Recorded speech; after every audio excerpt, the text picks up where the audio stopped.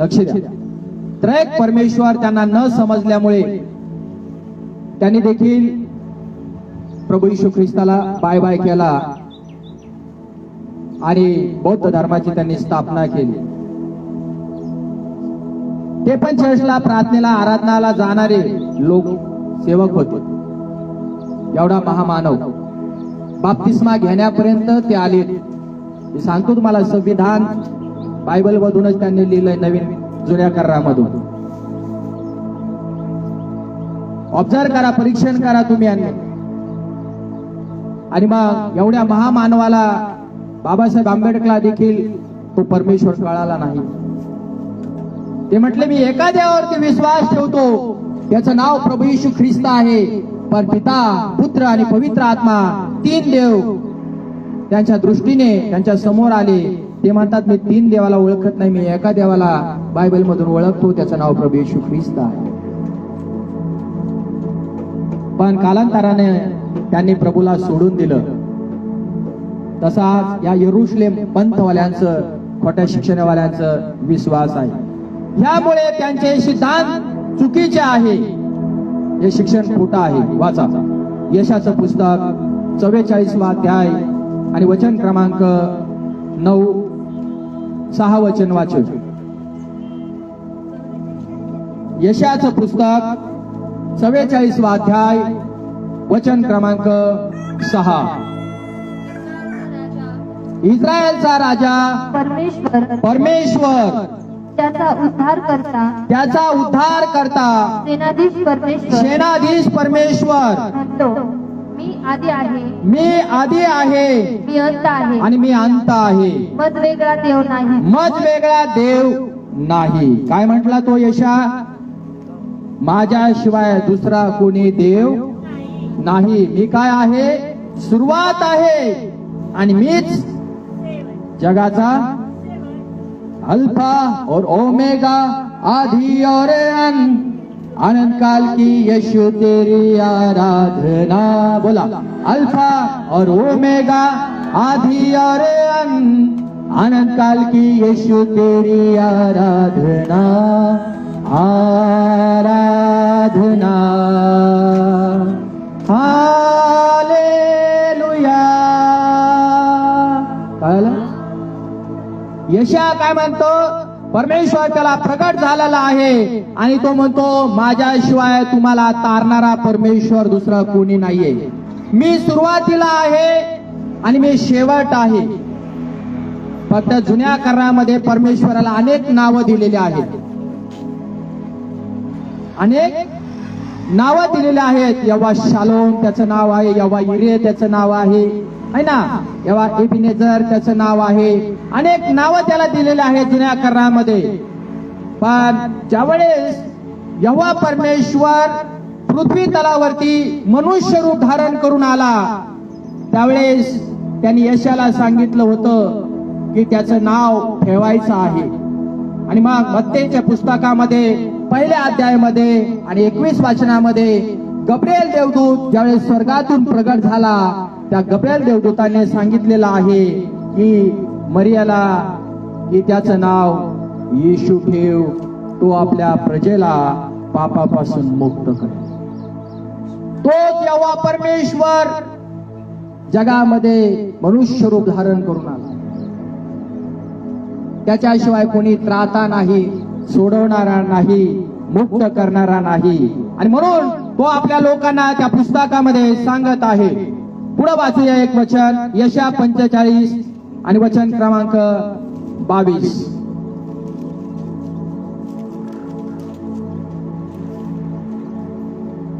यशा 45 वचन क्रमांक 22. पृथ्वीच्या सर्व सीमांनो, पृथ्वीवरील सर्व सीमांनो किंवा सर्व लोकांनो, मजकडे वळा, चारी दिशातल्या लोकांनो, उद्धार पावा आणि तारण तुमचं घ्या, कारण मी देव आहे, कारण मीच परमेश्वर आहे, अन्य कोणी नव्हे. अन्य कोणी देव नाही. आहे का कोणी?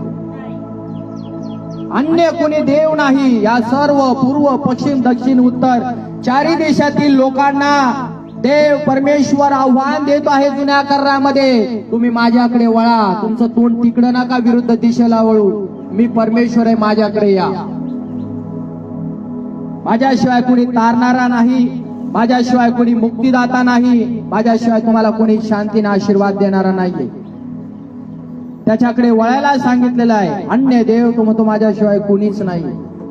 पुढे असं अजून एक वचन लिहिलं आहे, यशा 46 आणि वचन क्रमांक 9.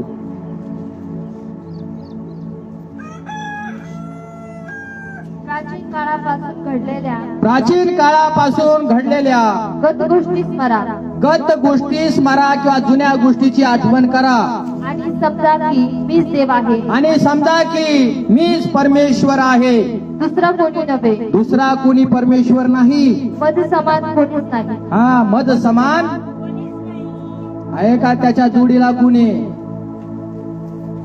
म्हणून वेद त्याचे साक्ष देत ऋग्वेदामध्ये येशू ख्रिस्ताच्या हातापायामध्ये खिळे ठोकण्यात येईल. का लिहिलंय? प्रश्नचिन्ह मोठा आहे.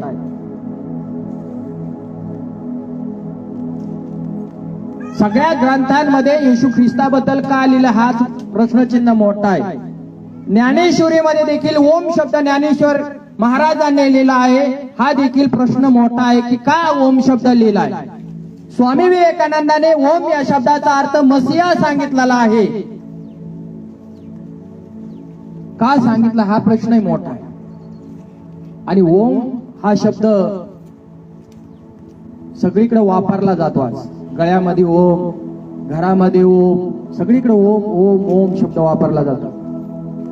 पण देवाच्या लोकांनो, ओम शब्द हा प्रभू येशू ख्रिस्ताला दर्शवतो की मीच परमेश्वर आहे, माझ्यासारखा कुणी देव नाही. आणि मग इतिहास हा साक्षीदार आहे की मानव जातीच्या उद्धारासाठी, तारणासाठी, मुक्तीसाठी प्रभू येशू ख्रिस्ताने काय केलं आहे त्याच्यात बघा. फक्त बायबलमध्येच नाही, अनेक ग्रंथ वाचा, त्या ग्रंथांमध्ये त्यांनी नमूद करून ठेवलेला आहे. मग त्याच्यात जर त्यांनी नमूद करून जर ठेवलेलं आहे तर लोक आज किती फसवले जातात आणि फसवणारे देखील किती उत्पन्न होतात हे देखील तुमच्या आणि माझ्या लक्षात आलं पाहिजे. आज आपले मनापासून आभार प्रभू येशूच्या नावामध्ये की तुम्हाला जिवंत देवाची ओळख झाली. तुम्ही एक पाया मजबूत केला त्याबद्दल प्रभूला धन्यवाद. माझ्या जीवनाचा पाया खंबीर एक केला त्याबद्दल माझ्या जीवनाला धन्यवाद. आणि मला देखील कळालं की एकच देव आहे, अनेक देव नाहीयेत बाबा. तारणारा हा प्रभू एकच आहे. पुढे लिहिलेला आहे त्याच्यामध्ये जाऊया. World mission society church of God. आता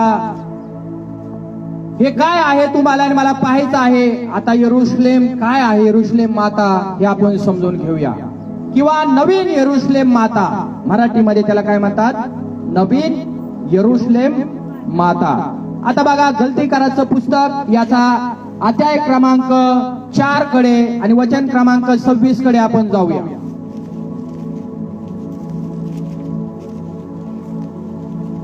चौथा अध्याय आणि वचन क्रमांक 26. वर असलेली यरुशलेम स्वतंत्र असून ती आपली माता आहे. ऐकलंय? आता हा यरुशलेम जो पंथ आहे, हे जे लोक तुमच्या घरात, माझ्या घरात, अनेक विश्वासणाऱ्यांच्या घरात जातात, ते बायबल मधून रेफरन्स देतात आम्हाला. ते बायबल मधून दाखवतात की यरुशलेम माता ही तुमची आई आहे आणि या यरुशलेम माताने तुमच्यासाठी मध्यस्थी केलेली आहे. ती तुम्हाला स्वर्गात घेऊन जाणार आहे. यरुशलेम माताच्या नावाने बाप्तिस्मा देखील दिला जातो. आपला बाप्तिस्मा जो आहे तो बुडून दिला जातो आणि त्याचा बाप्तिस्मा जो शिंपडून दिला जातो. त्यांना शावर पण चालतं आंघोळीचं. एका बाप्तिस्म्याला ते 1000 रुपये देतात. आणि ज्या आठवड्यामध्ये भक्ती भरते ना त्या दिवशी बिराणी केली जाते त्या ठिकाणी. आणि म्हणून चर्च मधले जे लोक आहेत ना खायासाठी पिसळले. काय झालंय हा शब्द? कारण ते उदाहरण पुढे समोर येतं. मटण खाण्यासाठी आणि पैशासाठी ते आता चांगल्या चर्चचं शिक्षण सोडून, चांगल्या सेवकांची सानिध्य सोडून ते खोट्या शिक्षणाच्या नादी लागलेले आहेत. कारण त्या ठिकाणी त्यांना पैसा मिळायला लागलेला आहे. इथं माझा प्रभू पैसा वाटायला नाही आलेला तुम्हाला, आणि पास्टरगडात पण पैसा वाटत नाही कोणाला. मी शिरसगाव मध्ये देखील एक दिवशी माणसाला भेटलो, सुवार्ता सांगत असताना तो म्हणतो की मी चर्चला येतो, प्रार्थनेला येतो, पण मला काय मिळेल? त्याला म्हटलं पापांची क्षमा मिळेल तुला, पहिली आनंद मिळेल, शांती मिळेल, सुख मिळेल, समाधान मिळेल, या पृथ्वी तलावरती तू आशीर्वादित होशील, आणि मेल्यानंतर तुला देवाच्या घरात जागा मिळेल, अनंत काळचं जीवन तुला मिळेल रे बाबा. तो म्हणतो पैसा मिळेल का मला? त्याचा पुन्हा प्रश्न तोच, मी प्रभूकडे आल्यानंतर मला पैसा मिळेल का? मी चर्च मध्ये आल्यानंतर मला पैसा मिळेल का? त्याला म्हटलं बाबा, पैसा देणारा जर कोणी असेल तर मला पण दाखवून दे. मला लई पैशाची गरज आहे. माझ्या डोक्यात खूप कल्पना आहेत, प्लॅन आहेत, योजना आहेत, आणि मला देखील त्या सफल करायच्या आहेत. कोणी देणारा असेल तर मला पण सांग. कारण मी 14 वर्ष झाले 3000 रुपये खोली भाड्याने घेऊन राहत आहे. मला पण गरज आहे. कोणी भेटला ना असा बळीचा बकरा तर माझ्याकडे जरूर घेऊन ये, माझा नंबर घेऊन जा. आणि मग आऱ्या तुऱ्यावर बोलायला लागला. हा म्हटलं शिस्तीत बोलायचं. मग आपण बेकार लोक नाहीयेत. प्रेम वाटायचं, प्रेम द्यायचं, आणि उलटून बोलला तर प्रभूच्या वचनातून त्याला धडा पण शिकवायचा. येशू ख्रिस्त हा पैसा वाटणारा देव नाहीये. चर्च मध्ये पैसा वाटण्याचा कार्यक्रम होत नाहीये.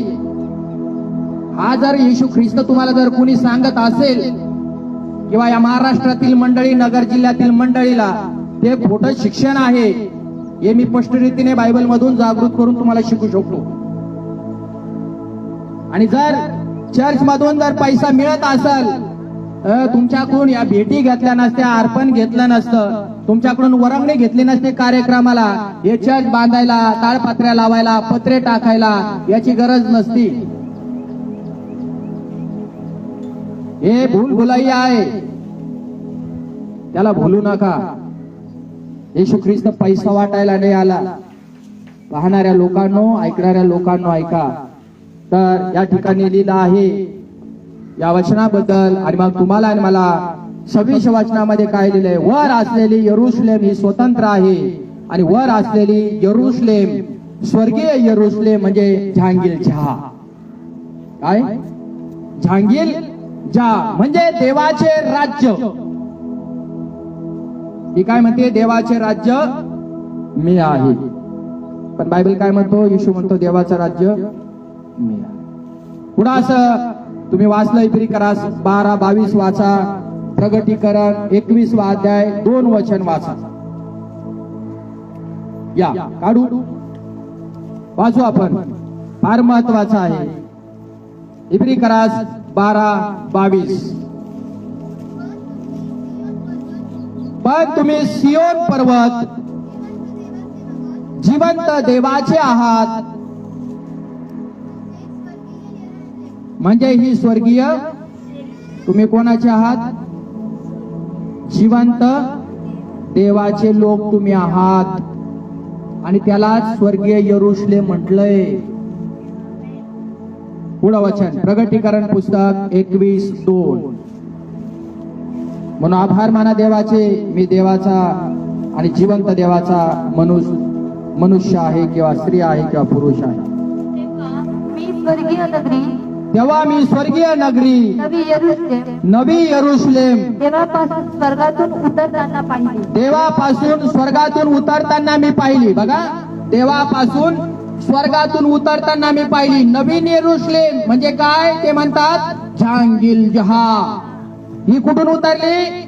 स्वर्गातून उतरली, देवापासून उतरली, स्वर्गातून उतरली. ते म्हणतात ती नवऱ्यासाठी शृंगारलेल्या नवरीप्रमाणे, ती नवऱ्यासाठी शृंगारलेली. पुढं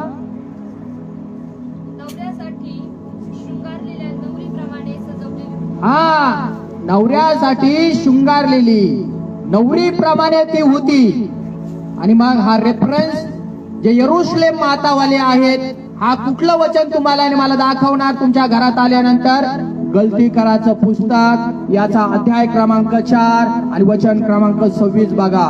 बघा इब्रीकरास 12:22 मध्ये काय लिहिलं आहे बघा. प्रगटीकरण याचा 21वा अध्याय आणि 2 मध्ये काय लिहिलं आहे बघा. पण या वचनाचा मूळ अर्थ काय आहे? ज्या ठिकाणी येशू ख्रिस्त राहतो. कुठे राहतो येशू ख्रिस्त? सगळ्यांनी सांगा, कुठे राहतो? बरं, येशूचा जन्म कुठं झाला? अरे ते झालं गाईच्या गोठ्यात वगैरे आता, पण त्याचं गाव सांगा. इस्रायल है ना? शहर कोणतं? इस्रायल देश. बरोबर आहे. त्याचं शहर पुढे आणायचं. इस्रायल देशामध्ये काय झालेला आहे? जन्म झाला. त्या ठिकाणी नियमशास्त्रापासून स्वतंत्रता आहे. नियमशास्त्रापासून काय आहे? नियमशास्त्र म्हणजे काय? पहिले 5 पुस्तक. उत्पत्ती, दुसरं निर्गम, तिसरं लेवीय, गणना, अनुवाद. पहिले 5 पुस्तक आहे, त्याला पंचग्रंथ किंवा नियमशास्त्र असं म्हटलं गेलेलं आहे. त्या नियमशास्त्रातून मुक्तता ते कुणी केली? प्रभू येशू ख्रिस्तानं केली. आमची नियमशास्त्र तुम्ही मी पाळू शकत नव्हतो. लय डेंजर आहेत नियमशास्त्र. काय? एखाद्याने दात पाडला ना, त्याचे पण तुम्ही दात पाडा.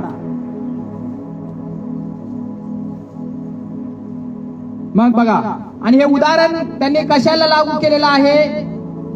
आणि पण बायबलमध्ये या उदाहरणाचा अर्थ काय किंवा ह्या रेफरन्सचा अर्थ काय? आता तुम्हाला आणि मला सारा विषयी तुम्हाला आणि मला वाचायला मिळालेला आहे ना. अब्राम आणि सारा वाचले ना आपण, ऐकले ना आपण. बघा, अब्राम आणि सारा, पण त्यांच्या डोक्यात उदाहरण कोणतं आहे? जांगेल जहा, जी स्वर्गातून उतरलेली तीच खरी माता आहे. ती माता देहरूप धारण करून या जगामध्ये आली आणि तुमच्यासाठी तिनं प्राण दिला, जीव दिला, वगैरे वगैरे वगैरे. पण हे उदाहरण, एक्झाम्पल, हे बायबलचा रेफरन्स कोणाबद्दल शिकवतो? तर अब्रामाची जी बायको आहे तिचा नाव आहे सारा. म्हणा सगळेजण सारा. हा, मग तुम्ही आणि मी तरी वाचलं, सारा वर असलेले यरुशलेमचे प्रतीक आहे. सारा कुठे?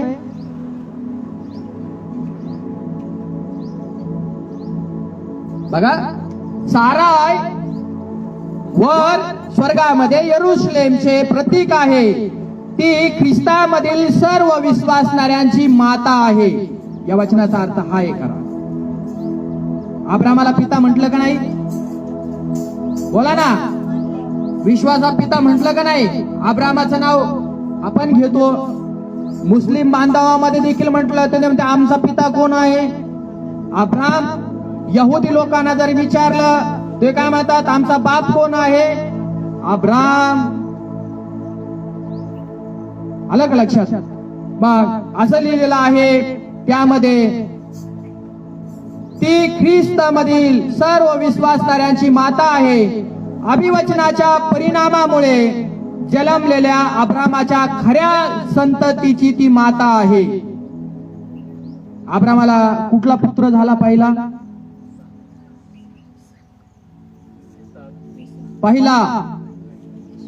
इश्माएल. पण इश्माएलला देवाच्या इच्छेप्रमाणे जन्म नव्हता. खरी संतती अब्रामाची जर कुणी असेल, देवाने त्याला वचन दिलं होतं, शब्द दिला होता, तुझी खरी संतती जी आहे ती खरी संतती इसाकातच म्हटली जाईल. देवाने इसाक त्याला दिलेला आहे आणि इसाकाची ती आई आहे. आणि मग अब्राम, नंतर नाव, पुत्राचं नाव अब्रामाच्या इसाक, इसाकानंतर याकोब. आलं का लक्षात? इथं येत नाही हा इश्माईल. सारेला पुत्र झालेला आहे आणि ती माता आहे कोणाची? 23 वचन वाचा त्यामध्येच.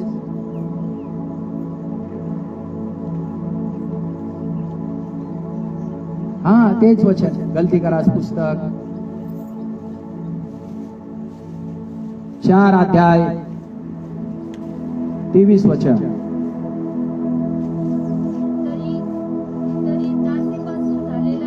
तरी दाशीपासून झालेला, दाशी म्हणजे कोण? हगार. साऱ्याने बायको करून दिली होती अब्रामाला, अति घाई संकटात घेऊन जाईल. हा, देह स्वभावानुसार जन्मलेला आणि स्वतंत्र स्त्री पासून झालेला, वचनामुळे जन्मला. कोण झालं स्वतंत्र स्त्री पासून? इश्माईल. पण खरा कोण आहे? देवाच्या इच्छेप्रमाणे. मग हे उदाहरण किंवा यरूशलेम माता जे काही रेफरन्स तुमच्या घरात येऊन तुम्हाला देणार आहे 4:26, त्यांच्या डोक्यात हे घालायचं तुम्ही. 4:26 हे वचन, जी झांगील जी आहे ती वरून नाही आलेली बाबा, ती अब्रामाची बायको आहे सारा, तिच्या विषयी लिहिलेला आहे. तिचा जो पुत्र आहे इसाक, त्या इसाकाविषयी हे लिहिलेलं आहे. तू आम्हाला खोटं शिकू नको, शिकून चालता हो आता लवकर. येशू प्रभू की.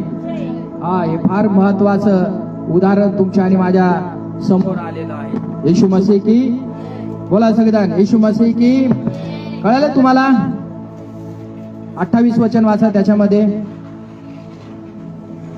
बंधुजन हो, इसाकाप्रमाणे तुम्ही अभिवचनाची संतती आहात. इसाकाप्रमाणे तुम्ही आम्ही विश्वास ठेवणारे. अब्रामाला जसा पुत्र आहे इसाक आहे ना, अब्रामाची संतती तो आहे, विश्वासाने नाही रक्तानं. पण तुम्ही आणि कशा आहोत? विश्वासाने. 1 यौहान वाचलं ना 1:12 मध्ये, जितक्यानं विश्वास ठेवला येशू ख्रिस्तावर तितक्यांना काय झाली? देवानं लेकरं म्हटलंय. वाचा. देवाचे अभिवचन व त्याचे वचन आज ह्या पूर्ण महाराष्ट्रातील, पूर्ण जगातील चर्चला येणाऱ्या, विश्वास ठेवणाऱ्या मंडळीला काय सांगत आहे? देवाचे अभिवचन म्हणजे त्याचे वचन हे सामर्थ्यशाली आहे का नाही? कितव्या वर्षी लेकरू दिलं अब्रामाला? अरे 100. आणि सारा 89व्या वर्षी गरोदर राहिली. हे काय वचनाचं सामर्थ्य तर नाही तर काय? आजच्या म्हातारीला लेकरू होत नाही तुम्ही म्हणाल, आपल्या नजरेत अवघड आहे. पण प्रभूकडे पहा, प्रभू म्हणतो सारेकडे बघ. अरे तिला 90व्या वर्षी मी इसाक दिला आणि तिला हसायला लावलं त्या म्हातारपणात. तू काय चीज आहे माझ्या समोर. हालेलुया. सब जन बोलेंगे हालेलुया. अरे तिला हसवलं. एवढं सामर्थ्य त्याने दिलेल्या शब्दात आहे आणि तो शब्द आज तुम्हाला पण देत आहे. त्याच्या शब्दात काही सामर्थ्य नाही का? इकडं तिकडं पळू नका, सामर्थ्य इथं आहे. सामर्थ्य इथं आहे, पळू नका इकडे तिकडे. लय पॉवरफुल म्हणू नका कुणी. पॉवरफुल फक्त देवाचं वचनच आहे. Jesus power, super power, Anil Khan साहेब म्हणतात. हालेलुया. पुढे असं लिहिलं आहे, ते जिवंत वचन आहे आणि जीवन माणसाला देणार आहे. काय मिळालं आपल्याला? मिळालं का? या वचनाने काय मिळालं आपल्याला? आपण कसे होतो आपण आठवा, आपल्या समोर परिस्थिती आणा आणि मग या वचनाच्या द्वारे 90व्या वर्षी तुम्ही आम्ही पाहतो इसाकाचा जन्म झालेला आहे. सारेचा पुत्र इसाकाचा काय झाला बघा. आणि मग तो गलती कराच्या ठिकाणी मंडळीला काय लिहित आहे? गलती करातील जे लोक आहे किंवा कलिशी आहे, ती मंडळी आहे, तर तो म्हणतो या ठिकाणी इसाक, तिने इसाकाला जन्म दिला आणि तिला तो पुत्र झाला. त्याचप्रमाणे देवाच्या कृपायुक्त वचनाने, देवाच्या म्हणा, देवाची कृपाची वचने मी ऐकत आहे, देवाची शक्तीची वचने मी ऐकत आहे, वचने मी ऐकत आहे. साधारण वचन ऐकताय तुम्ही, हे नाही शिकवणार लोक बघा तुम्हाला.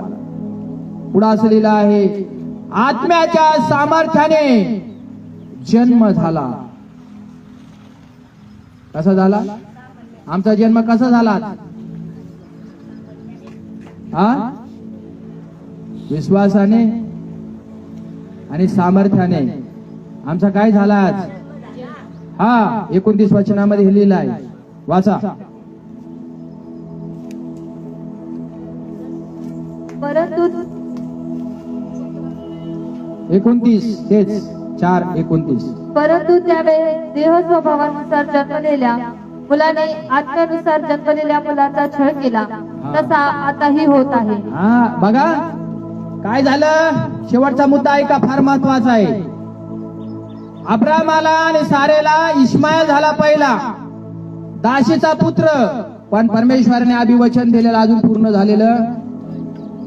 त्यानंतर 10 वर्षाचा किंवा 11 वर्षाचा झाल्यानंतर तुम्ही आणि मी पाहतो या ठिकाणी देवाने अभिवचन दिलेलं पूर्ण झालं आणि पूर्ण अभिवचन झालं आणि अब्राम आणि सारेला पुत्र झाला. त्याचं नाव काय ठेवलं त्यांनी? इसाक. आता अब्रामाचं बीज,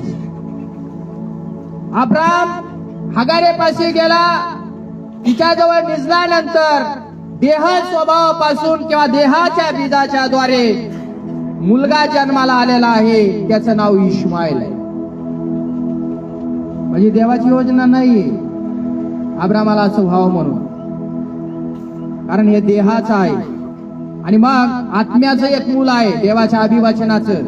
हे 2 पुत्र समोर जर तुम्ही आणि मी जर आणले, या ठिकाणी तुम्ही आणि मी पाहतो एका घरात देह आणि आत्मा यांचे वादविवाद दिसतात तुम्हाला. वाचा बरं. देह स्वभावानुसार जन्मलेल्या मुलाने आत्म्यानुसार जन्मलेल्या मुलाचा छळ केला, काय केला? तसा आताही होत आहे. देह स्वभावाने जन्मलेल्या मुलाचा, इसाकाचा काय केला त्याने? काय केला?